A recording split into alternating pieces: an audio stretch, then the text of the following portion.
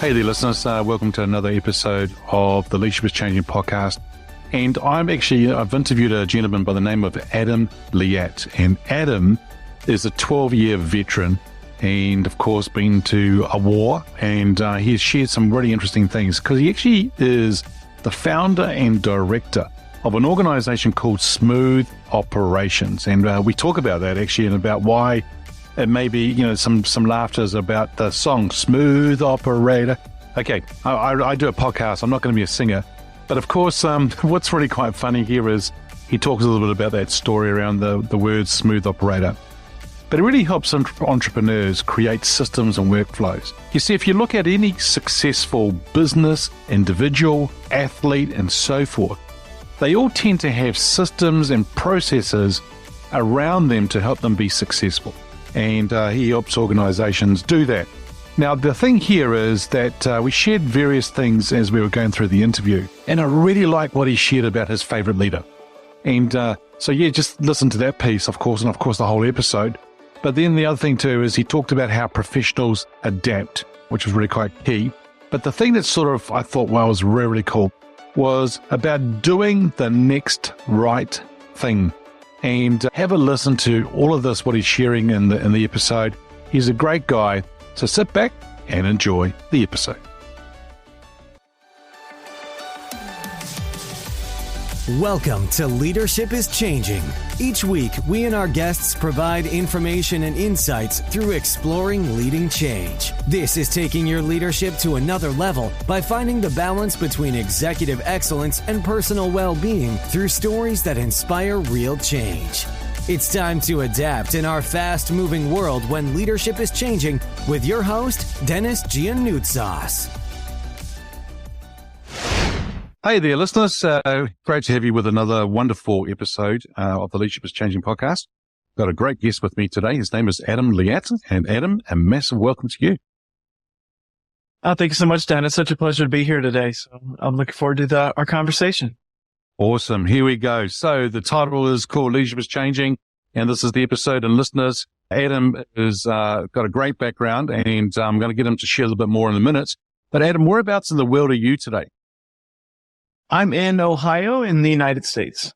Yeah, cool. And it's a special day today, right? Have you got some sort of anniversary? Well, on the day we're recording this, actually, it's Veterans Day here in America, and I am a veteran. So I got to commemorate the morning with classroom discussions with young people, and it was wonderful. Got to talk to some elementary students about my experience in the military, which was always a lot of fun. Right. Very good. Now, you're a 12-year veteran, and I see you in the U.S. Army Special Operations. Tell us more about your background. Sure. So, big picture, I've been a musician my whole life, started playing music at a very young age, and that was a driving force through most of my life. It led me into becoming a teacher and really was a big passion of mine. And the Army was kind of, we got a war going on, and it was my turn. So I was at that age where it felt like the right thing to do at that time, and ended up making almost a full career out of it. I'm still actually in right now. I did 12 years active duty. I'm on year 17 in total service. I'm a reservist right now. As I left active duty, I went back to music. So I started working for a music education company and found myself quickly in a position of leadership as the first director of operations for that company. And stayed there for about 5 years. And now I'm on my own coaching other entrepreneurs on operations and leadership. And now I see you've got a business called Smooth Operation? That's correct. Yeah, that's the name of the company and the course. It's called Smooth Operations. Sort of brings me back that song, Smooth Operator. Is that the one? Yes. Yeah. Well, there's a bit of a hidden joke in with it. When we first broke that 7-figure barrier, my then CEO got me a little bobblehead that said Smooth Operator, which this is an audio podcast, but I have a very, very smooth head. So it's kind of a play on words with my wonderful hairstyle. Oh, that's awesome. Yeah, I love that. Pretty cool. Yeah. Of course, you're going into stage, season wise, you're going in towards winter now. And so correct. For you, What's the difference between for you and your business? Was there no difference at all around seasons, around summer and winter? Any difference at all? Well, I'm pretty new in my business right now, so I can't say that with any authority. I can say from the operator perspective, having run an online education course for several years, winter, it picks up. It tends to pick up just because people are outside less. They're inside, they're on their computers more. There's less distractions. And yeah, business always tends to pick up in this niche during the winter months. Yeah. Hey, Smooth Operations, what do you actually do in that business? So it's a operations coaching program. So people join and they learn how to build systems, how to build processes, workflows, manage their team, build communication cadences, all with the end goal of removing the CEO from having to transactionally manage the day-to-day operations of the company and let them move into that visionary role that they really want to be in. So it's about building the business around a visionary entrepreneur. Oh, that's awesome. That's very, very cool. And listeners, you won't be able to see this, but I can see in his background that Adam's got some wonderful books here, and three of them, .com Secrets, Expert Secrets, and Traffic Secrets. And three wonderful books. If you haven't already read that, listeners, by Russell Brunson, very, very good books. So yeah, I love what you actually just shared there about that kind of thing around operations and systems and so forth, because I think a lot of leaders today, it doesn't matter what size organization you're in today, you've got to have the right systems and processes around you. In other words, listeners, you can't be everything to everybody, because if you're trying to do it all yourself, it ain't going to work. Well, it will work to a certain degree, right? But then it's a bit of a problem later on. Yeah. So yeah, awesome. Now, Adam, we're going to be talking about leadership and changing and things like that, but how did you get into leadership? It started from a very early age. My first job was I started working at McDonald's. I live in a very small farming town and McDonald's moved in. So I got a job at 15. By 16, I was a shift manager. I was the youngest shift manager there. Leadership continued through. I was a leader in our high school band. And then really where I really honed my main leadership skills was in the Army. Joined the Army at 23, was a sergeant by 24. Now I'm a senior non-commissioned officer, so senior sergeant. And that all led the way to me becoming a director of operations. That's great. Oh, that's really great, cool experience. And I tell you what, a lot of people think about, there's the pimply little kid in McDonald's and things like that. But I think McDonald's has great systems to teach people about how to work ethic, how to get things done, leadership, all of that. I think it's a great, great organization.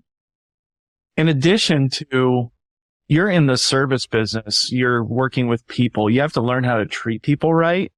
And that's a skill that will serve you for the rest of your life when you have to be on the other end of the angry customer. So my kids are just at that age where they're almost ready to start working, and they're working at McDonald's. It's kind of a given from my end. Yeah, I think it's a great idea. And I don't think I could have worked at McDonald's because I would probably be eating too much of that food. But we grew up in cafes. I mean, that's what we were. We were from the age of 7, we were in cafes working and really, learning a lot. And so I think that whole work ethic and understanding people and so forth is really important. And I'm in the business of actually working with people, of course, around my exec coaching, facilitation, training, developing executives, leaders and teams. But life would be so much simpler without people. And I think that's more boring though, too, right? I know. Yeah. Hey, here's a question for you now. This person could be alive or from history. So who's your favorite leader and why? Oh, I have to go with George Washington. And I was actually just at Mount Vernon 2 weeks ago with my son's 8th grade class. And that just reinforced my absolute love for George Washington. Why? He was a man of the moment. He didn't seek leadership. Leadership sought him. He didn't want to be the general in charge of the revolution. He did not want to be the first president of the United States. They came and got him. And so I think there's something to be said about serving to your highest capacity, even though it's maybe not what you wanted, not what you envisioned, but finding yourself in that role and doing it better than anyone. And then when it's all over, going back to your quiet life. It's just so inspiring to me when he didn't pursue it. It came to him. I love that kind of scenario because I think there's some people who want something or they want the title and things like that, but they're not, they got the title. But then someone who says, no, I don't want to do it, but then it sorts them or, chases them to do it. I think it's pretty cool. I think it's really, really good. Now, obviously, well, I don't know. Obviously, you didn't meet George Washington in person, but I was going to say to you, if you were sitting on the park bench with him, what would be one question that Adam would like to ask him? I'd really like to know more about his relationship with Martha, because obviously war was very different back then. And I know what me and my wife had to go through with my time away at war. I'd love to know how they kept their marriage and love strong when they were so separated for so long. And there's something to be said about just the depth of that relationship and how do you build a relationship that deep? Yeah, that's great. I think that's a cool question. Oh, geez, wish we could actually find out the answer from him. It would have been really, really cool question. Yeah. Yeah. Well, Martha actually came to Valley Forge during the famous winter at Valley Forge. Martha left Mount Vernon and the comforts of the mansion to actually be with George and the troops during that most trying winter. So that was one example of Martha actually contributing, which is, I just learned that a couple weeks ago at Mount Vernon. It was really interesting. And that's leadership in itself. It is. Yeah. Yep. And I think that could be a lot of it could be along the lines of, rolling up your sleeves to go and be with people rather than sitting in the mansion. Could have easily stayed in the mansion, right? Could have easily stayed there and, and the warmth, if I could put it that way. But then, totally different. So it'd be interesting to see what people do. And I think, I don't know about you, but I'm kind of a great believer it's about, a lot of people talk about things, but I always go, let's watch what they do. And that's where their actions speak a lot. For sure. Absolutely. Yeah. Now, Adam, the title of the episode, or the show, the podcast is actually called Leadership is Changing. When I mention that title or that statement, what does that mean for you? I actually get really excited about it because leadership it's moving in this awesome direction, and it's always moving, right? Leadership is not a static thing. It moves with the human experience. And so what that means for me is that I'm never done developing. I'm never done learning.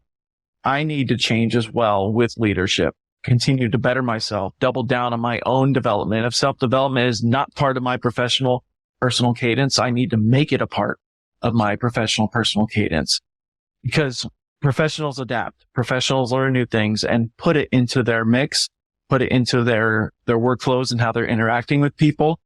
So I just see nothing but opportunities. It just makes me really excited to try to see what's coming next and put myself in front of there. Yeah. And when opportunities do come in front of you, and I think that's where a lot of people say to others, oh, you're so lucky. And I'm like, luck's got nothing to do with it. I think what it means is that you've been preparing, and when that opportunity appears, then it's when those two come together nicely. And others call it luck and things like that. Yeah. And I think that being able to adapt as a professional is very important. When things are happening, because, COVID was a great example, but when things are being thrown at us, and even if I think about it from your military background and things like that too, when we are in the midst of something happening and there's ambiguity or there's a whole lot of crap being thrown at us, what do you do? How do you adapt? Or do you just go into a girl and hope for the best? Funny story. I was already in an online coaching course business when COVID hit. So we never stopped. Like, we kept on going and kept doubling down. I think there's two things to consider in moments of crisis. There's, first off, like, what image are you portraying to the world, those that are watching you? Do you seem calm? Do you seem collected? Or do you seem panicked? If you're panicked, everyone else will panic around you. You need to steady yourself and focus on the now. And as far as what I do as a leader, I have 2 young daughters, so I stole my mantra from the movie Frozen. It's all about doing the next right thing. If you're just doing the next right thing, don't worry about 5 steps from now, but worry about just doing the next thing and focusing on that and getting one thing knocked down after another. That's how you're going to push through those really hard times and those crisis moments And when your team sees you doing that, when they see you taking action with that calm, stoic manner and that vision of we're going to get through this, that's when you pull people along with you. That's when you're not only telling them it's going to be okay, but you're showing them. And people respond to that. They just do. And I've seen it time and time again. I love that. I love what you just shared. Doing the next right thing. And I think that's really, really important here. Actually, I don't know if you know the diver Greg Louganis. If you've Oh, yes. Yeah, right. And he smashed his head on the board on the way down in the Barcelona Olympics and so forth. And then the story was that he came back and actually won the gold medal. But he was interviewed in Sydney, Australia 3 months later, asking him when he was facing ambiguity, media had written him off and all that kind of stuff. What did he do to help himself go forward and actually win that gold medal? And he says, you have to do all the right things from all the wrong places. And I think it's what you just said there is about doing the next right thing. And I think that's just very similar, right? And it's about doing things, but it's about getting up and going on them. Well, people are going to face things and we are going to have things hit us and so forth. But yeah, you're right. It's hard. Yeah. Now tell me something. I think as an entrepreneur or a business owner, do they have to do that quite often? In other words, do the next right thing? Or does that actually mean the same thing? Doesn't matter what leadership role you've got, whether it's in the military, whether it's in a large corporate, does it matter? I don't believe so. When I do my daily planning and my weekly planning, it's just about putting things in order and racking and stacking them and like what makes sense for me to do. That keeps me in momentum. It keeps me in a state of abundance and working from a place of alignment and purpose, making sure everything's lined up with my end goal. So no, I don't think it does. I think it becomes more transparent and more noticeable during times of crisis. But when you're operating from that next right thing perspective, it becomes a state of being. Yeah, great. And you just mentioned there that you're doing your daily planning or your weekly planning. How long do you plan for? In other words, how much time do you put into it? My daily planning is very short. It takes maybe 10, 15 minutes max. And this is just quiet time I have in my office before getting started for the day. And really, it just aligns me. It gives me that checklist every day to go through. And then I actually end up revisiting my daily planning at the end of the day to work on really, really take stock of what I did accomplish. Where are my wins for the day? What can I be proud of? And not only the good things, but also where was I uncomfortable through the day? So daily planning is a 2-step process. It's the start of the day stuff, where you're setting your intention for the day. Then at the end of the day, you're reviewing it, celebrating your wins, and then taking stock of where you were uncomfortable so you can grow from that opportunity. Yeah, I like that, because the uncomfortable piece or there's areas where we can learn and grow from that. And I think that's really important.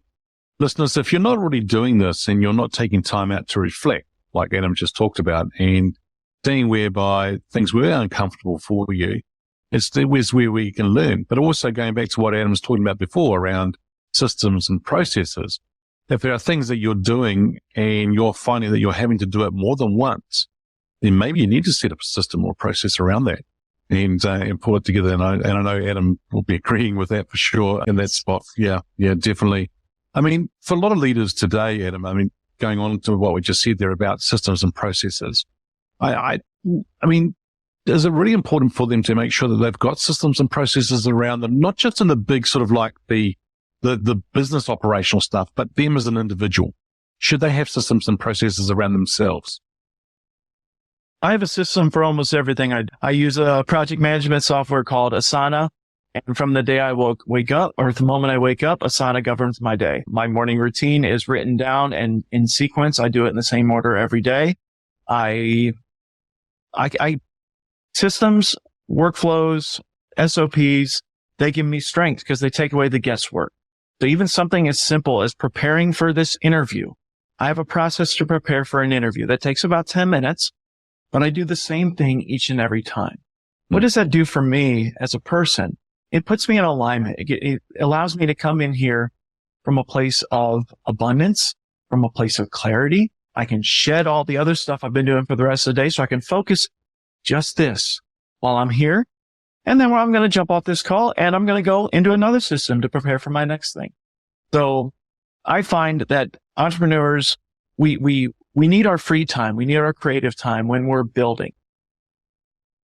And everything else can be systematized. And when we do that, we're actually freeing up a lot of brain matter and a lot of free space in our brain. Better focus on the hard task, because everything else, we're just working from a checklist. Yeah, that what you just said there is really cool, because I think that's not just entrepreneurs. I'm actually seeing that the leaders that I'm actually coaching in large corporates as well, they are struggling. Oh, I don't have time. I'm overwhelmed. All the stuff happening. And I'm going like, well, where's your systems? Where's this? I don't have it. And they're not even taking time out to plan. You know why, Adam? Because I don't have time. I don't have time, right? Exactly. It's the old chestnut excuse. But I go, well, yes, but you need to plan. So then you do have time to free you up. Yes. And it's a very much a freeing kind of exercise to free you up, to allow you to focus on the next right thing. Right.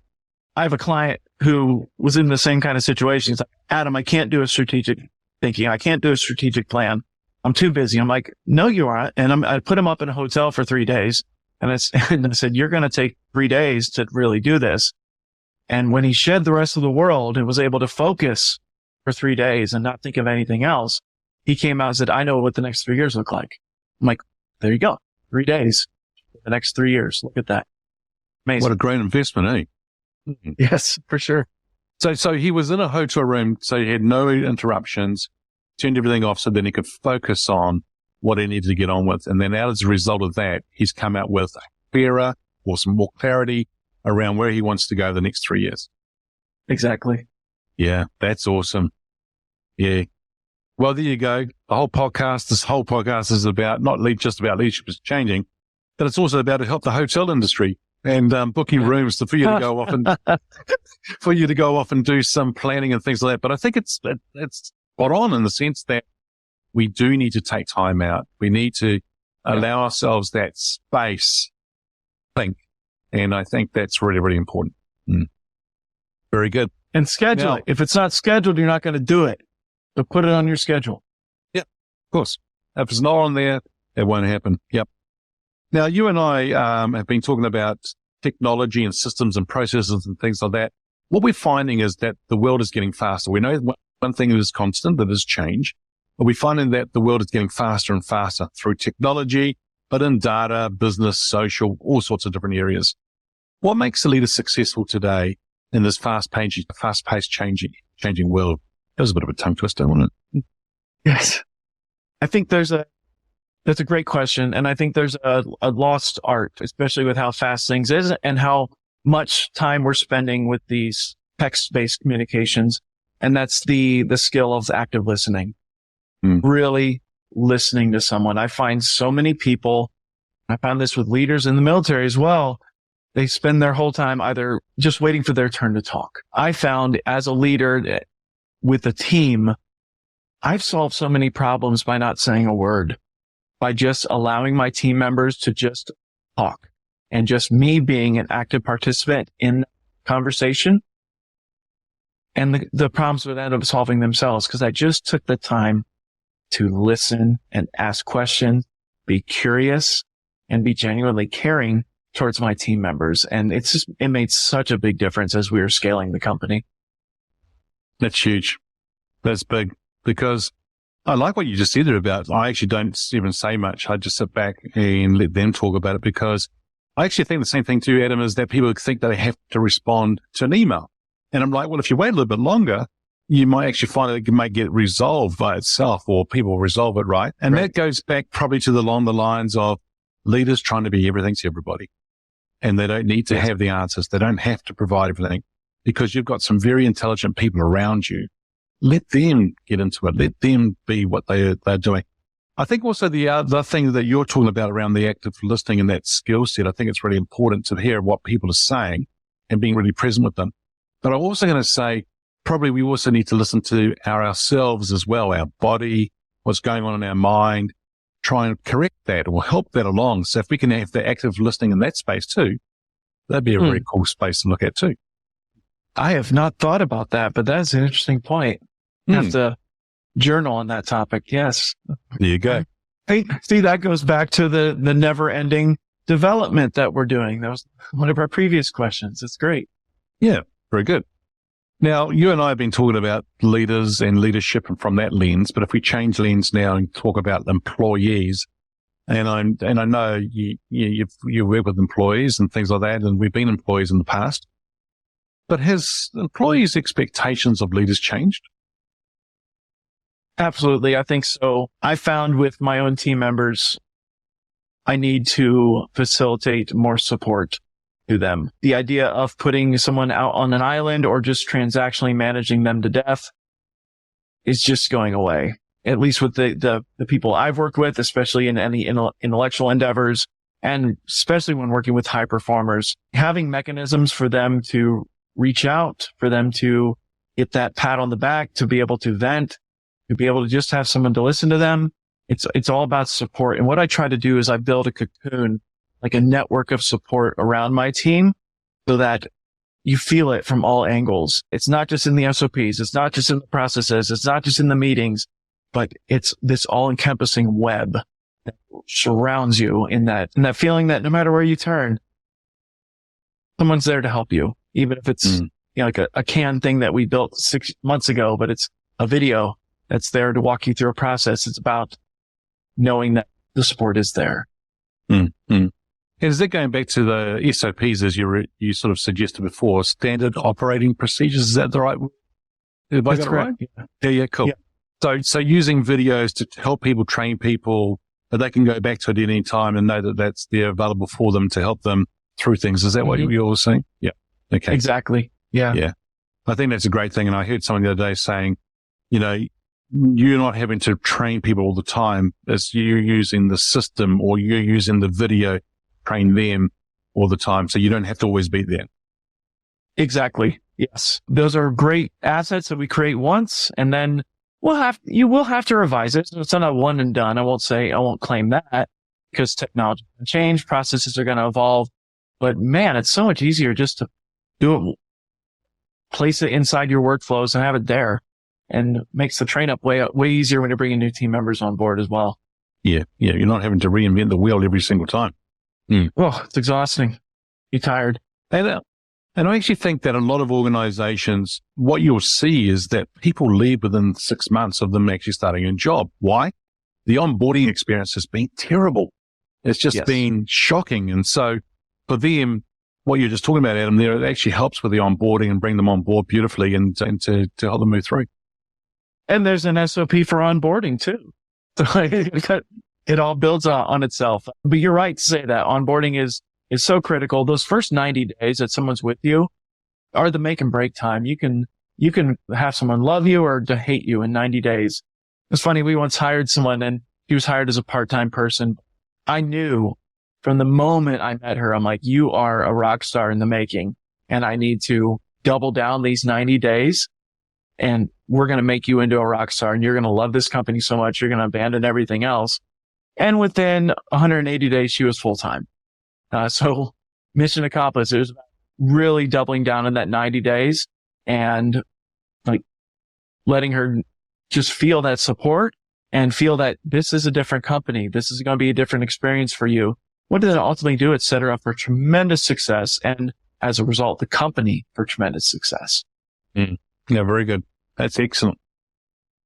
Alrighty. So we have been going through some things here and we've been talking about what we've been doing, but let's talk about the future. Let's get the crystal ball out and start talking about where do you see leadership being in 5 years? I was reading on LinkedIn this morning and there's an article on how remote work opportunities are drying up. It's like down to from 18% to 12%. And I just think that's a mistake.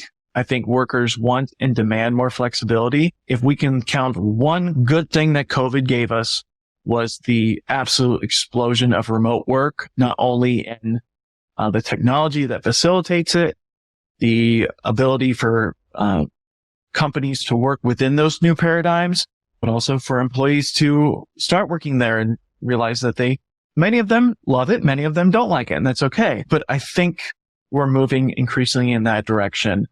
So leadership needs to embrace that new paradigm from my perspective and accept that remote work is here to stay.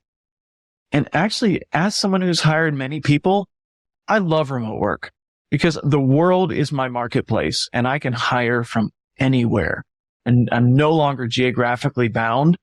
And I see so many benefits. And I think as leaders, it's going to be up to us to determine how to best facilitate the interoperability and interaction that we get in an office environment, in a remote environment. How do we best do that? I think there's no one size fits all answer, but I think there's a whole lot of tactics that we're just really beginning to understand.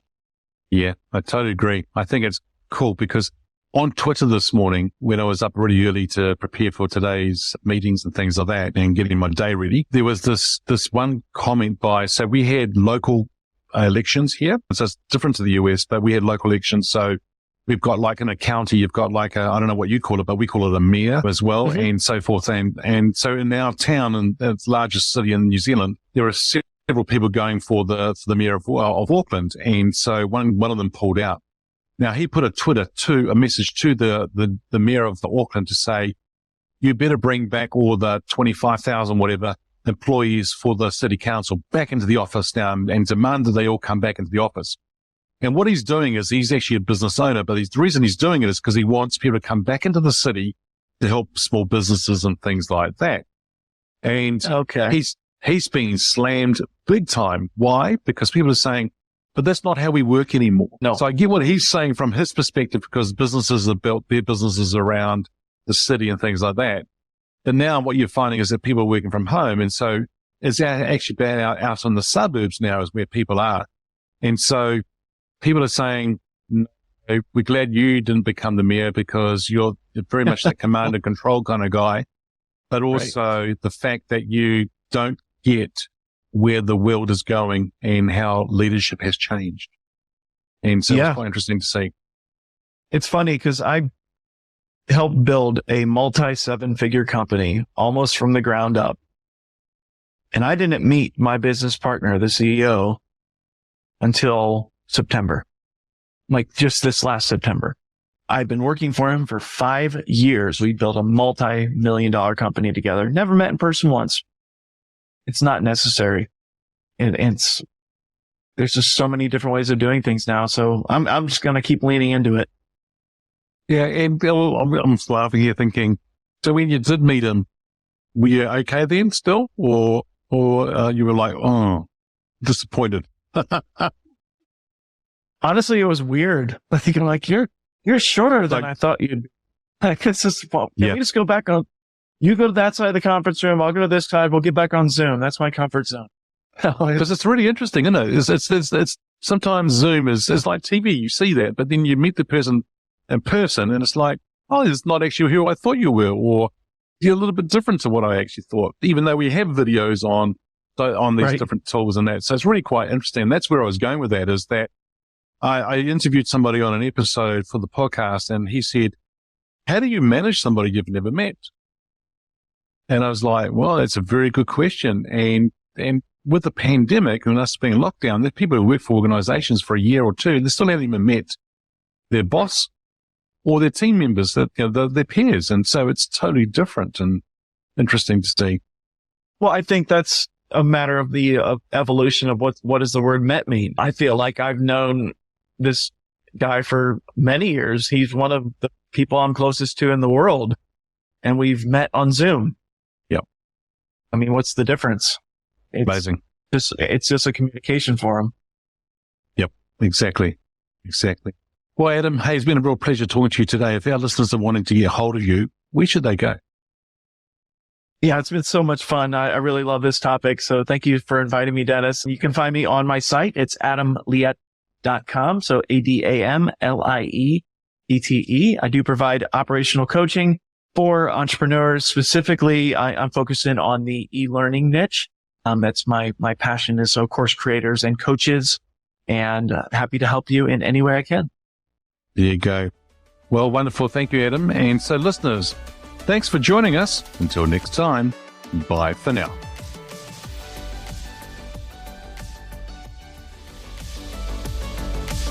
Thank you for listening to this episode of Leadership is Changing with your host, Dennis Giannoutsas. Each week, we and our guests provide information and insights through exploring leading change, inspiring executives and leaders to adapt and lead a bigger game in a fast-moving world.